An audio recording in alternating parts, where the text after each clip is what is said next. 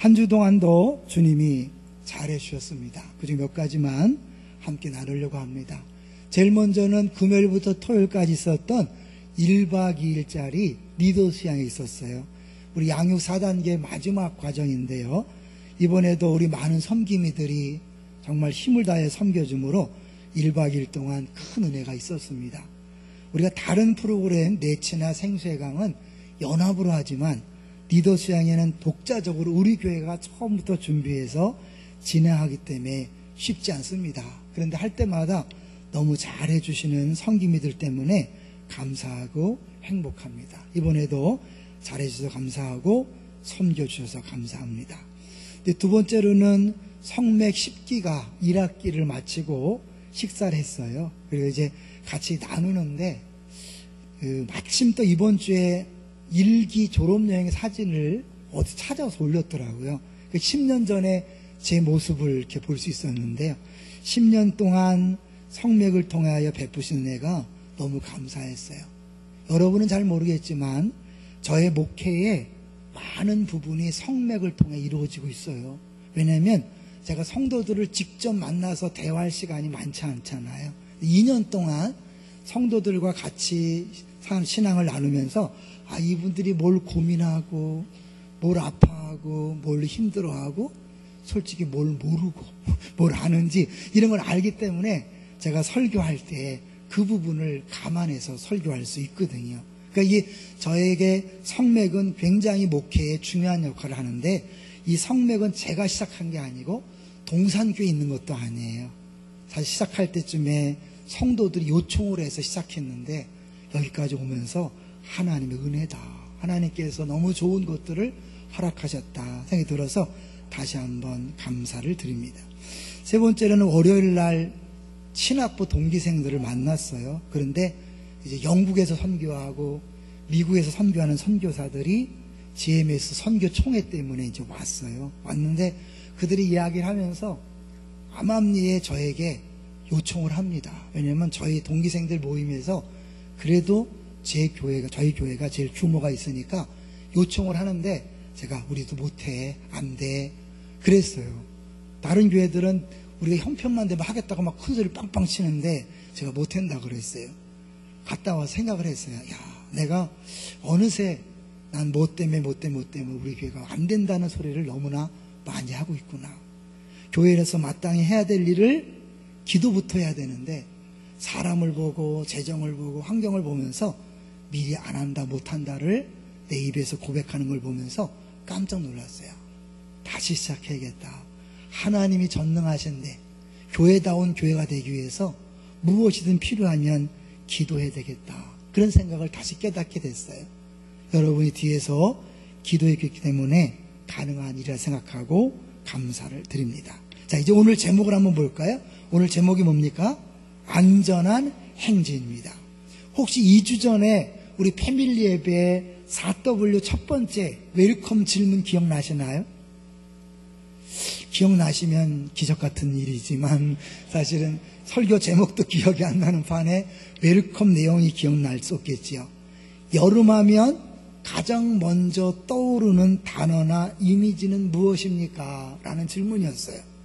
저에게 묻는다면 저는 여름 수련회라고 금방 얘기할 것 같아요.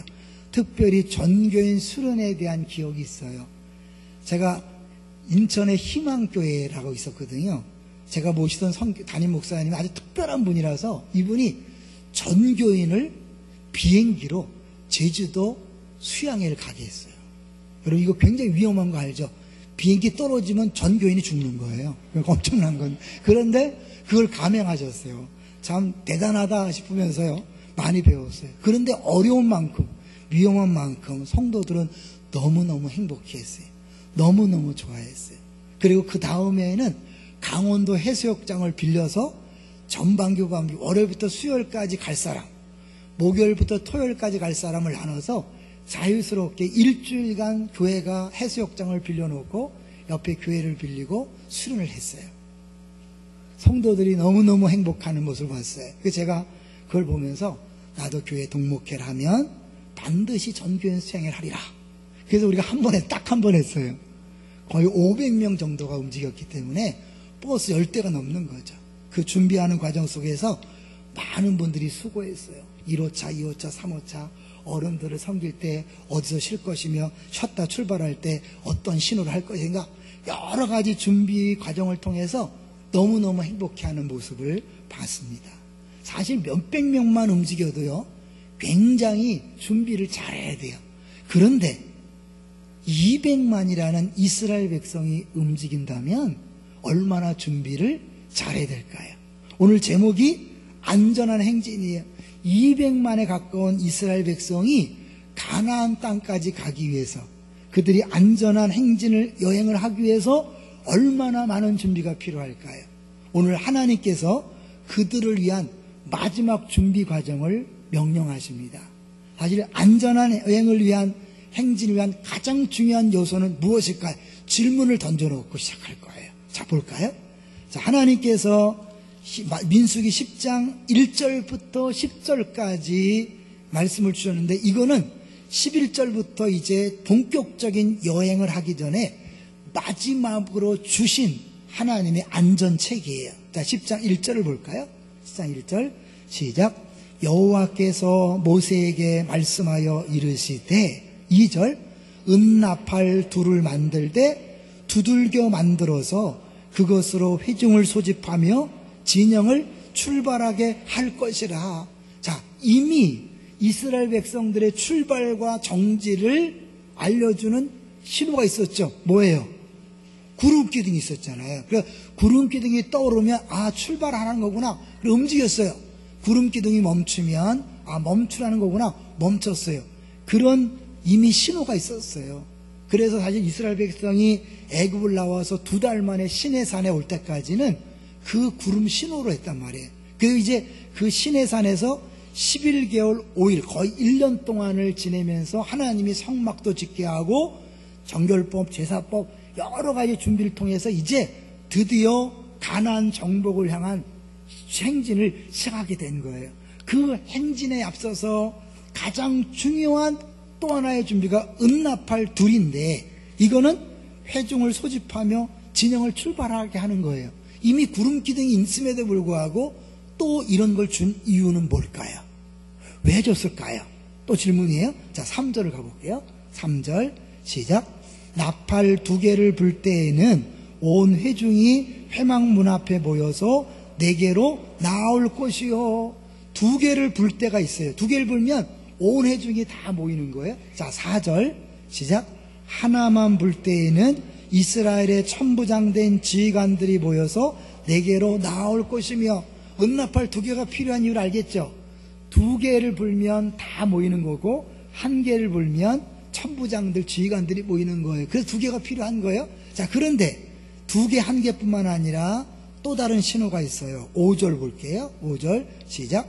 너희가 그것을 크게 불 때에는 동쪽 진영들이 행진할 것이며 성막이 있고 동서남북에 12지파가 골고루 배치되어 있죠. 그래서 크게 먼저 불면 동쪽에는 유다 지파가 제일 먼저 딱 출발하는 거예요. 그 다음에 두 번째 불면 남쪽 진영이 행진하는 거예요. 자, 그런데 그때는 크게 불어요. 크게 부는 것과 또 다른 신호는 뭘까요? 7절 보겠어요. 7절 시작. 소리를 크게 내지 말며 7절이 이상해요. 크게 내지 않으면 안 들릴 텐데 그럼 뭐하러 불겠어요? 여기서 크게 내고 크다는 것은 우리가 볼 때 크고 작은 게 아니라 큰 소리를 분다는 원문적으로 보면 빵! 빵! 빵! 해갖고 급박하게 알리는 그런 신호음이에요.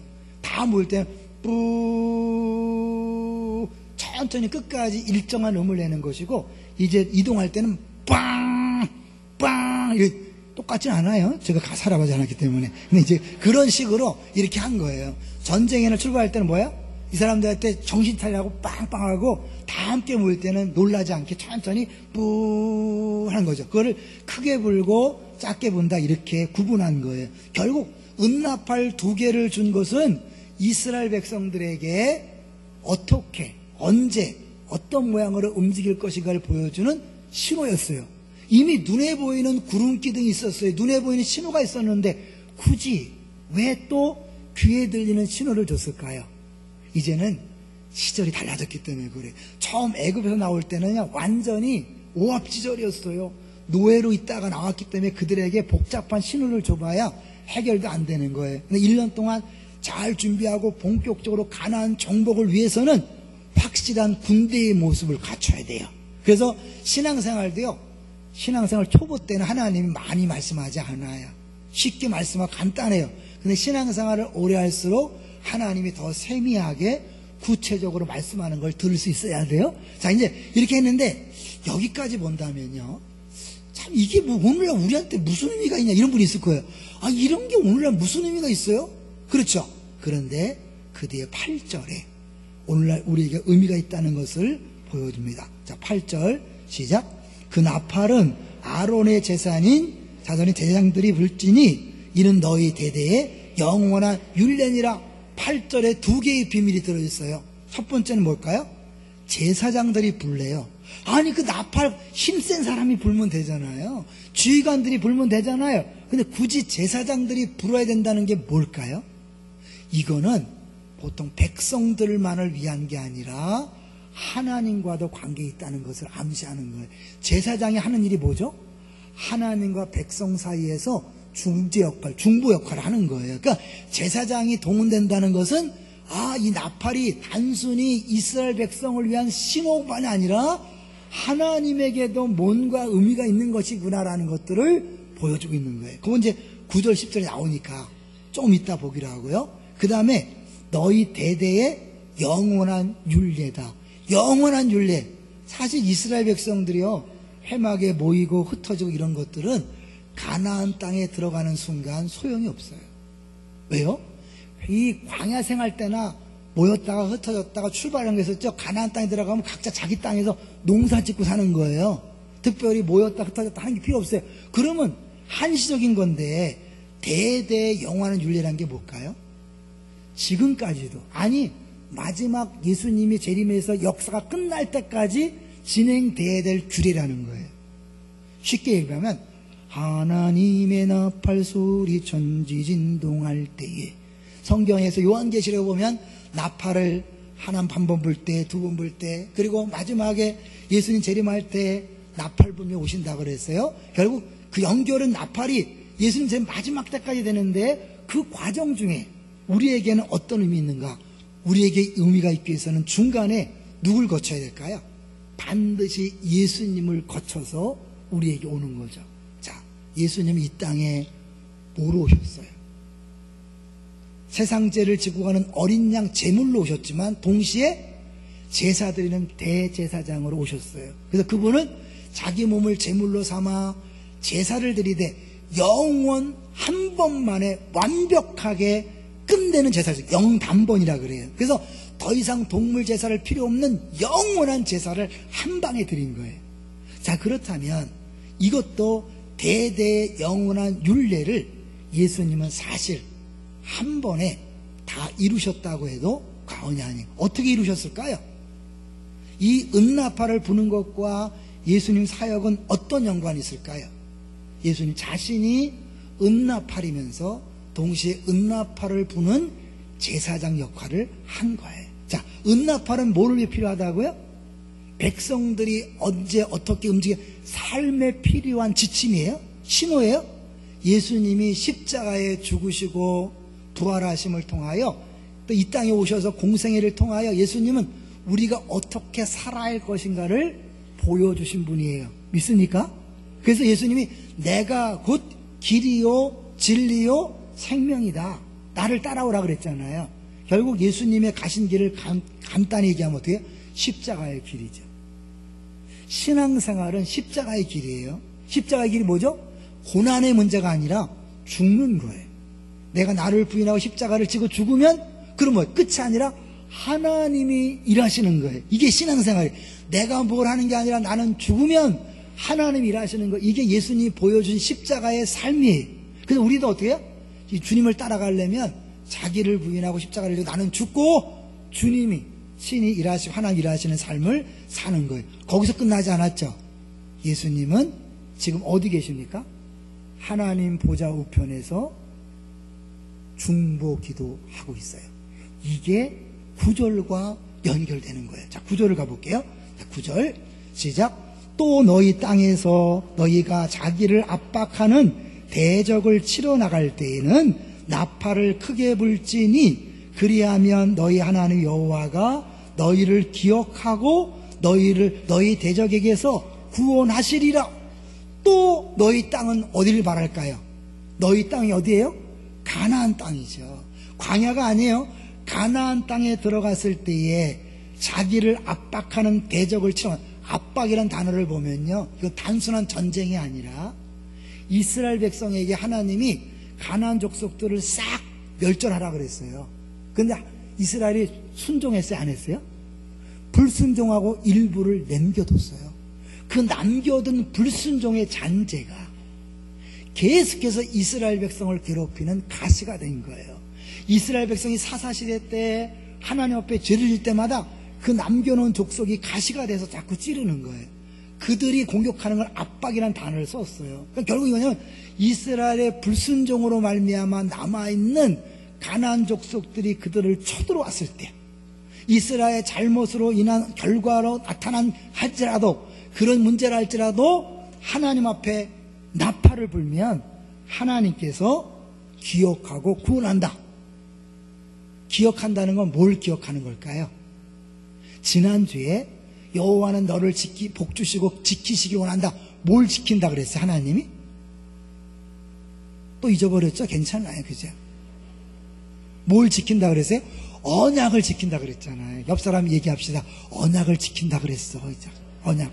이제 잊지 마세요. 성경은 처음부터 마지막까지 언약 이야기예요. 근데 무슨 언약일까요? 아브라함과 이삭과 야곱과 맺은 언약이에요. 자, 언약은 간단히 말하면 뭐라 그랬죠? 내가 너의 하나님이 되고 너희는 내 백성이 되겠다. 약속을 하는 거예요. 백성편에서 해야 될 약속은 뭐예요?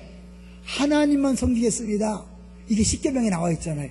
너는 나 외에 다른 신을 내게 두지 말라. 십계명 전체가 하나님 인간편에서 해야 될 언약의 내용을 얘기하는 거예요. 자, 하나님 편은 뭘까요? 내가 영원히 너를 지키고 너를 보호하고 구원하고 공급하고 너의 모든 것을 내가 다 해결해주고 책임져 주겠다. 이게 하나님 편의 언약이에요. 그러니까 그 언약을 기억한다는 건 뭐예요? 이스라엘 백성을 구원해 준다는 거죠. 자, 성경 하나 볼게요. 시편 한번 보세요. 시편을 보시면 시편 106편 4절 우리 적어놓고 화면을 볼게요. 시간상. 자, 화면 한번 띄워주세요. 천천히 읽어봅니다. 시작. 여호와여 주의 백성에게 베푸시는 은혜로 나를 기억하시며 주의 구원으로 나를 돌보사. 띄워놓으세요.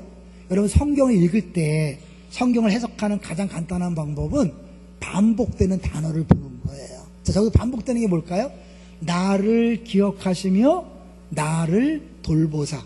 나를이 반복되죠. 결국 나를이 공통점이고 그 뒤에 나오는 내용이 같다는 거예요. 기억하시며 돌보사가 같은 내용이에요. 결국 기억한다는 건 돌본다는 건데, 돌보는 거 앞에 보니까 뭐예요? 주의 구원으로 나를 돌보사. 완벽한 구원을 해주겠다는 의미예요. 하나님이 기억하겠다는 것은 언약을 기억하겠다는 것이고, 기억한다는 건 완벽한 구원을 이루어준다는 거예요. 그래서 19절을 보세요. 너희를 너희의 대적에게서 뭐 하신다? 구원하시리라. 다시 본문을 가보세요. 본문 10장 9절 다시 보세요. 뒷부분에 보면 나팔을 크게 불지니 그리하면 너희 하나님 여호와가 너희를 기억하고 너희를 너희 대적에게서 구원하시리라. 자, 그러면 오늘날 우리에게 은나팔은 뭘까요? 은나팔은 뭐겠어요? 하나님이 기억하시고 구원해 주시는 그 통로가 되는 우리에게 주어진 일이 뭘까요? 한마디로 기도죠. 기도. 어려울 때 기도하는 거예요. 그럼 곧바로 기도라 그러면 아, 정말 그런가요? 이런 분이 있을 거예요. 그래서 성경 하나 찾아봅니다. 이사야 62장 6절 역시 적어놓고요. 본문은 화면을 보겠어요. 이사야 62장 6절. 자, 62장. 네, 시작. 예루살렘이여 내가 너의 성벽 위에 파수꾼을 세우고 그들로 하여금 주야로 계속 잠잠하지 않게 하였느니라. 너희 여호와로 기억하시게 하는 자들아 너희는 쉬지 말며. 이게 뭐예요? 성벽에 파수꾼을 세워서 잠잠하지 않게 하는 이유는 뭐예요? 여호와로 기억하게 하는 거예요.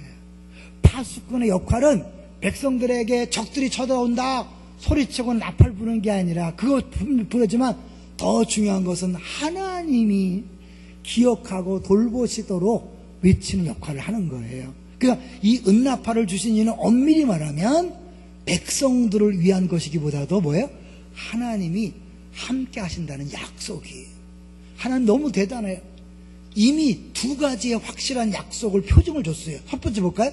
성막이 이스라엘 회중 가운데 있습니다. 이 말은 뭐예요? 하나님이 그들 가운데 있다는 걸 보여주는 거예요. 하늘에는 구름이 떠 있어요. 구름 기둥으로 출발과 정죄를 신호해줘요. 하나님이 하늘에 함께 한다는 걸 보여줘요.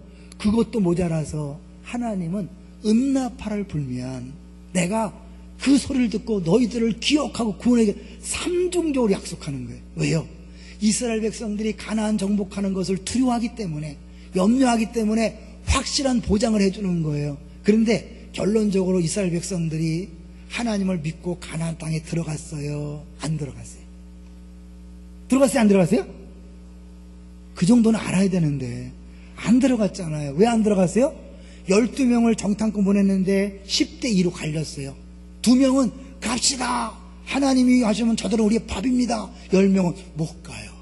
너무 그들이 커요. 무서워요. 백성들이 누구 말을 들었어요? 10명의 말을 듣고 다 못 간다고 그랬어요. 내 귀에 들린 대로 행하리라. 40일 정탐했기 때문에 하루를 1년 쳐서 40년 동안 광야에서 뺑뺑뺑 도는 거예요. 그리고 기성세대가 다 죽을 때까지 하나님이 기다리셨어요. 하나님이 삼중적으로 성막으로 함께 하시고 하늘의 구름 기둥으로 함께 하심을 보여주고 심지어 나팔을 만들려고 그래서 나팔 소리를 통하여 구원해 주겠다고 약속했음에도 불구하고 이스라엘 백성은 두려워서 가지 못했던 거예요. 어쨌든 하나님은 이스라엘 백성을 위하여 이렇게 약속을 해준 거죠. 그것이 이사야에 가보면 어떻게 해요? 이게 단순히 백성들의 파수꾼이 소리치는 정도가 아니라 하나님을 쉬지 못하게 하는, 하나님을 일하시게 만드는 것이라는 걸 보여주는 거예요. 그건 뭐예요? 우리의 기도가 파수꾼의 역할을 하는데 그건 사람들을 깨우는 것보다도 더 중요한 건 뭐예요? 하나님을 일하시게 만드는 거예요. 할렐루야. 그래서 이것이 고린도 전서에 가보면 14장 8절 9절 저거만 와요. 고린도 14장 8절 9절에 보면 방언 얘기를 하면서 이 방언을 하면 못 알아듣기 때문에 안 된다, 똑바로 해야 되지 않느냐, 파수꾼의 사명이 정확하게 적용한다고 외쳐야 되는 것처럼 정확한 이야기를 해야 된다. 그래서 대표기도 할 때 방언기도 하지 마라, 그런 얘기를 하고 있단 말이에요. 그러니까 성경 전체적으로 이 파수꾼의 역할이 기도하는 것임을 이야기했고, 아까 이 파수꾼은 누가 된다고요? 나팔을 누가 분다고요? 제사장만이 불었어요. 예수님이 제사장으로 해서 그 역할을 했다 그랬어요. 우리는 뭐예요? 그럼 우리는 누굴까요? 우리도 제사장이죠. 계속해서 우리 교회에서 얘기하고 있어요. 베드로전서 2장 9절 적어놓고 다 찾아보세요. 계속 몇 주째 말씀했어요. 너희는 거룩한 나라요 왕같은 제사장이다. 그래서 천주교와 달리 개신교에서는 뭐예요? 만인 제사장주의를 얘기하는 거예요. 천주교는 아직도 신부만이 하나님과 사람 사이에서 죄를 회개하면 듣고 용서해주는 중재자 역할을 해요. 신부만. 개신교는 뭐예요? 모든 사람이 하나님 앞에 직접 나아갈 수 있는 제사장들이라는 거예요. 믿습니까? 그게 뭐냐면 제사장이라는 건 폼 잡으라는 게 아니에요. 오늘 본문에 보면 책임의식이 있다는 거예요. 여러분이 다른 사람의 어려움을 보고 기도하는 역할을 해야 된다는 거예요. 만약에 내가 제사장인데 그 역할을 하지 않으면 어떻게 하는 거예요? 직무유기가 되는 거예요. 기도하지 않는 성도는요, 무서운 죄를 범하는 거예요. 왜요? 내가 기도함으로 하나님이 일하시게 하는 역할을 줬음에도 불구하고 내가 기도하지 않으므로 안산이 망할 수 있어요. 우리나라가 망할 수 있어요. 여러 입만 열면 정치를 책임질 것처럼 난리치는 분들 많이 있어요. 그죠? 욕하고 비난하고 책임을 다 지는 못하지만 정작 기도하지 않는다면 입을 다무세요. 왜요? 정치가들이 우리나라를 좌지우지하는 게 아니에요. 누가 우리나라를 책임질까요? 하나님이죠. 믿습니까? 안 믿는 사람은 모른다 할지라도 우리들은 그 사실을 믿는다면 하나님 앞에 기도하되 제사장에게 은나팔을 불라는 명령을 줬고 책임을 줬다면 우리들이 마땅히 중보 기도해야 되는 책임이 있는 줄로 믿습니다. 만약에 내가 기도하지 않는다면, 내가 기도하지 않음으로 하나님이 일하지 않아서 우리 가족들이 하나님의 구원을 경험할 수 없어요. 우리 안산이, 우리 민족이, 여러분이 속한 패밀리가, 심지어 여러분 직장과 사업장이 어려워지는 건 누가 기도하라는 거예요? 여러분이 기도하라고 하나님이 사인을 줬음에도 불구하고 여러분이 기도하지 않아서 직장이 어려워지고 사업장이 어려워질 수 있는 거예요. 아니, 그 어려움이 해결되지 않을 수 있는 거예요. 그 얘기를 하고 있는 거예요. 우리를 하나님이 제사장 삼으신 하나님께서 우리로 하여금 파송한 것, 그것이 가정이든 직장이든 사업장이든 어려운 문제가 발생하면 기도하라는 하나님의 사인을 안 줘. 여러분 은나팔을 불어야 돼요. 중보 기도해야 돼요. 하지 않으면 여러분이 기도하지 않기 때문에 그것은 망하는 것입니다. 제가요, 주보에 광고할 때는 3부 예배 때는 제가 광고하지 않지만 1부, 2부 예배 광고할 때마다 요 금요 중보 기도를 이렇게 광고해요. 금요일마다 중보 기도 모임이 있습니다. 기도할 상황이 오면 주저 말고 나오십시오. 왜요? 하나님이 우리로 하여금 기도할 상황을 주셔요. 반드시 예수 믿는 사람에게는 환난과 고난이 오게 돼 있어요. 그럴 때 기도의 자리가 준비되어 있으니 주저 말고 나오시라고 말씀하는 거예요. 자, 좀 더 가서 얘기할게요. 여러분, 여기까지 가면 여러분이 좀 더 고개를 끄덕이지 않을 수 있기 때문에 10절로 가볼게요. 하나님이 어려움을 주면서 기도하기를 원하신다면 10절은 기쁨과 즐거운 날을 주면서 나팔을 불라 그래요. 자, 10절을 볼까요? 시작.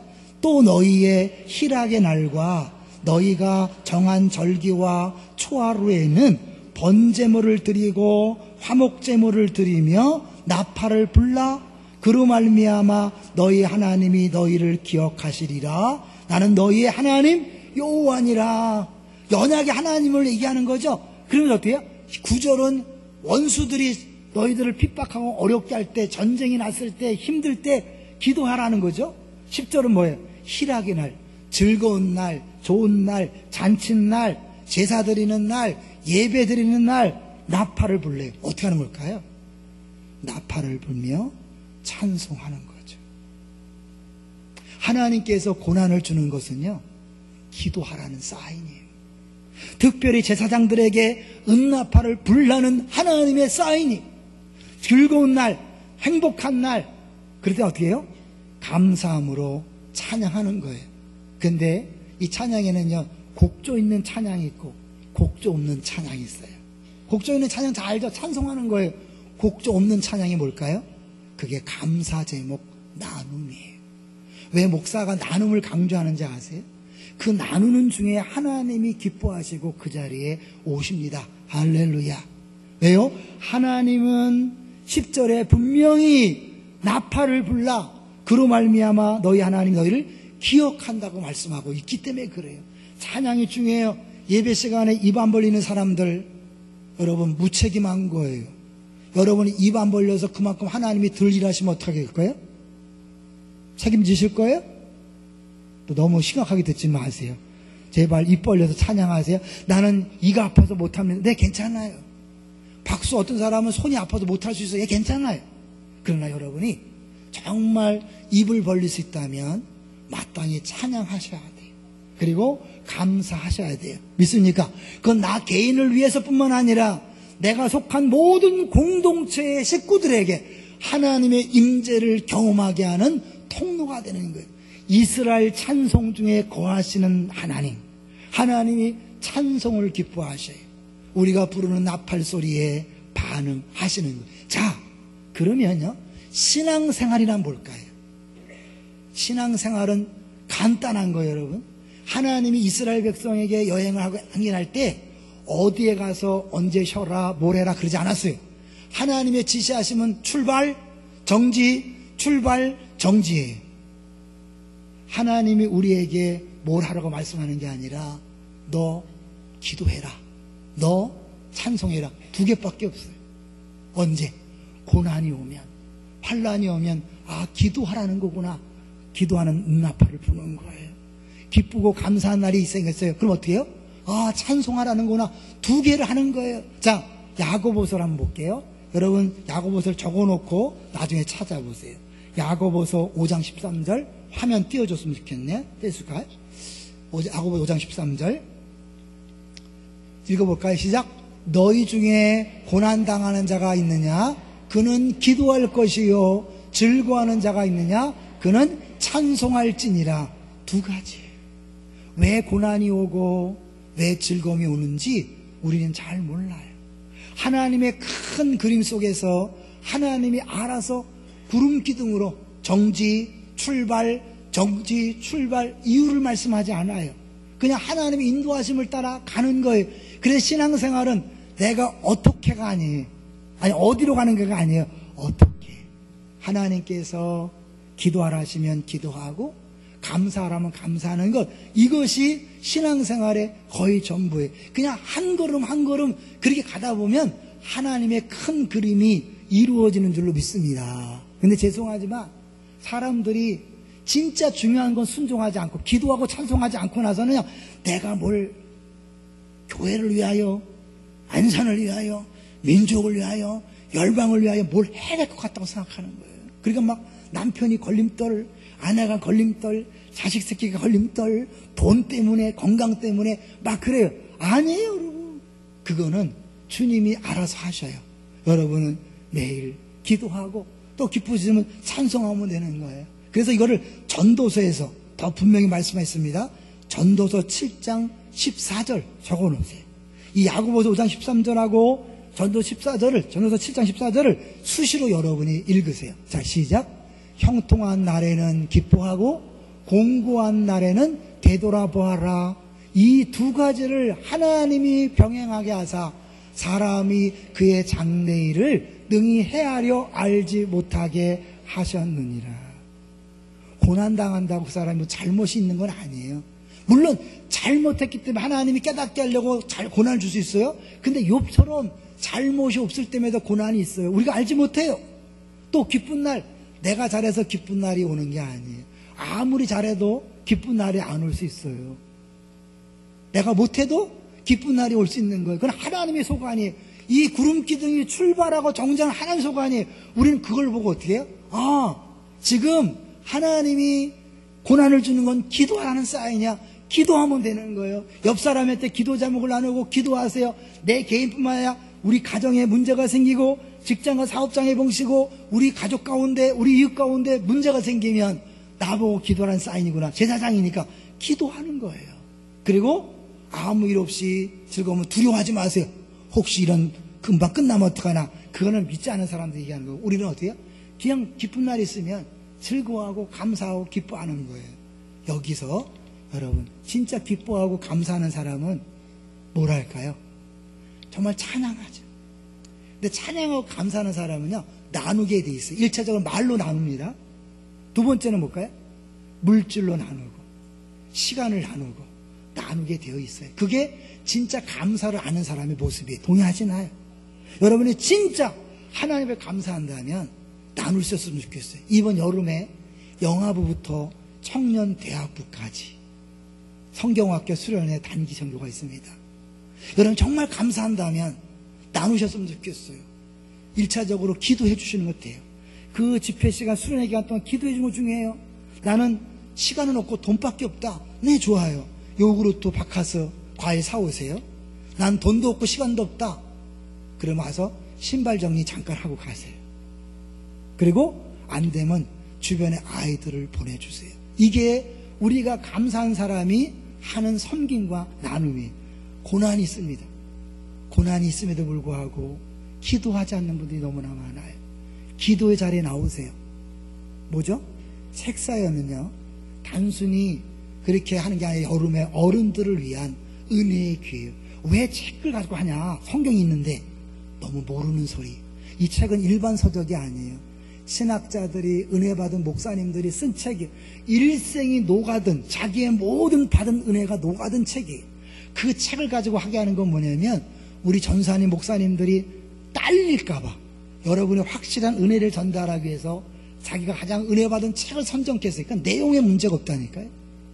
반드시 의뢰받을 내용이에요. 할렐루야. 그리고 여러분이 설교자를 상관없이 새벽에 나오기를 바라는 거예요. 나와서 기도하세요. 책새에 하나님이 고난 중에 있는 사람에게 기도할 기회를 주는 거예요. 여름 성경학교 수련회 단기 선교, 하나님 앞에 감사하고 찬송하는 사람에게 나눌 수 있는 기회를 주는 거예요. 우리 삶 속에 적용해 본다면 그렇게 볼 수 있겠죠. 예수님은 지금도 우리를 위하여 중보기도 하고 있습니다. 믿습니까? 그럼 확실한 예수님이 중보기도 한다면 하나님 보좌 앞에서 은나팔을 부는 건데, 그 나팔 소리를 매일 매순간 부르시는 예수님 때문에 하나님이 일하실까요, 안 하실까요? 당연히 일하죠. 어찌 보면 우리는 걱정할 게 없어요. 그분이 지금 계속 기도하고 있으니까. 다만 우리들이 해야 될 것은 우리 주변에 고난당하고 아픔당한 사람들, 스스로 기도할 줄 모르는 사람들, 그들을 위해서 기도하는 중보자의 사명을 감당해야 돼요. 예수님께서 이렇게 말씀했어요. 요한복음 16장 33절에 세상에서 너희가 환난을 당하나 담대하라, 내가 세상을 이기었노라. 환난을 당하는 건 당연하다고 말씀했어요. 그럼 걱정하지 않을 이유는 하나님이, 예수님이 이미 세상을 이겼기 때문에 이미 주어진 승리를 맛보며 살아가는 거예요. 제가 새벽에요 그렇게 예화를 들었어요. 우리 3부 예배 같이 나눠주면 좋겠는데, 지금 그럴 일이 없지만 하나님이 우리나라에게 월드컵 우승을 딱 미리 정해놨다고 생각해 보세요. 가정이에요? 자, 그랬다면 여러분 16강 전부터 해보세요. 조별리그 때 우리가 우승이 확정돼 있어요. 조별리그 때 한 게임 진다고 걱정할 게 있어요, 없어요? 없어요. 왜? 어차피 올라갈 거니까 2패도 올라갈 수 있다니까요. 멕시코가 져서 그렇지 이번에 올라갈 뻔했잖아요. 그리고 16강에 올라갔어요. 전반전에 3골 먹고 후반전에 2골 먹어서 5대0이에요. 겁날 거 있어요, 없어요? 6대5로 이길 거예요. 걱정하지 마세요. 8강, 4강 페널티킥 쳐도 걱정합니다. 예를 드는 거예요. 예수님이 내가 이겼노라, 담대하라, 뭐예요? 이미 확실한 승리를 믿고 담대하게 나아가는 거예요. 환난이 온다고 두려워하지 마세요. 염려하지 마세요. 우리 할 일이 뭐예요? 간구하면 돼요. 은나팔을 불면 되는 거예요. 여러분, 자녀가 문제 생겼을 때 부부끼리 싸우지 마세요. 당신이 집에 없어서 애들이 이렇게 컸다, 당신이 놀러 다니다가 이렇게 됐지 않냐, 그렇게 따지지 마세요. 이스라엘 백성이 압박을 받는 이유는 불순종의 결과예요. 우리가 문제가 있어서 어려움이 왔다 할지라도 자녀에게 문제가 생기면 기도하라는 사인 자고 기도하러 오세요. 내가 건강에 문제가 생겼어요, 기도하라는 사인 자고 기도하러 나오는 거예요. 물질에 문제가 생겼어요, 기도하라는 사인 자고 나오는 거예요. 안산이 어려워지고 민족이 어려워져요, 기도하는 사인 알고 나와서 기도하면 되는 거예요. 그러면 어떻게 해요? 주님이 확실하게 구원해 주실 줄로 믿습니다. 여기에는 믿음이 필요해요. 그분이 우리의 구원자라는 믿음이 필요해요. 우리 집사님 한 분이 성맥 10기에서 나눌 때 이런 얘기해요. 이분은 좀 먼 데서 오신 분인데 자기는 한국에 오면서 남편을 구원자로 알고 왔대요. 남편만 믿고 왔대요. 근데 어느 날 남편이 자꾸 수술하고 자기도 막 병이 걸려서 수술하는 지경에 이르자, 아, 남편이 구원자가 아니구나, 남편을 믿을 수 없구나. 그래서 스스로 교회를 나가기 시작했대요. 그렇기 때문에 확실하게 예수님만이 구원자라고 전적인 믿음으로 사는 거예요. 많은 분들이 왜 기도하지 않냐면 하나님이, 예수님이 구원자라고 믿질 않아요. 여전히 다른 믿는 구석이 있어요. 돈을 믿고 건강을 믿고 자녀를 믿고 그걸 붙잡는 게 있으니까 그렇지 않는 거예요. 이것이 아무것도 아님을 다 깨달은 사람, 어려움이 올 때마다 주 앞에 나와서 부르짖는 거예요. 예수님 묻습니다. 너희는 나를 누구로 하느냐?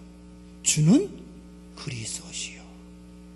주님이 왜 환난과 고난을 주는지 아십니까? 하나님 외에, 예수님 외에 다른 것을 구원자로 붙들고 있으니까 아니라는 걸 보여주는 거예요. 빨리 깨달으세요. 고난이 계속될 때 억지로 버티지 마세요. 기도하러 나오세요. 기도가 해결책입니다. 기도하면 하나님 어떻게 해요?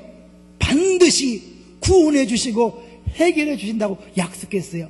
안전한 행진의 비밀은 응나팔로 인한 정지 출발 신호가 아니에요. 진짜 안전한 대책이 뭘까요? 하나님이 응나팔을 불기만 하면 함께 하신다는 약속이 안전한 행진의 가장 비밀인 줄로 믿습니다. 그 약속이 우리에게 주어졌어요. 너희들 무엇이든지 내 이름으로 구하기만 하면 반드시 응답해 주겠다. 100% 응답해 주겠다. 그 하나님의 약속을 믿고 나아갈 때 어떤 것도 불가능이 없어요. 하나님은 전능하신 분입니다. 믿습니까? 그러므로 그분 앞에 나와 기도하면 암도, 어떠한 질병도, 어떠한 물질적인 문제도, 자녀의 어려운 문제도 주님은 능히 해결할 수 있는 줄로 믿습니다. 이 여름에 그 하나님을 믿고 달려나오셔서 기도하심으로 우리 이 하나님을 경험케 되시기를 주의 이름으로 축원합니다.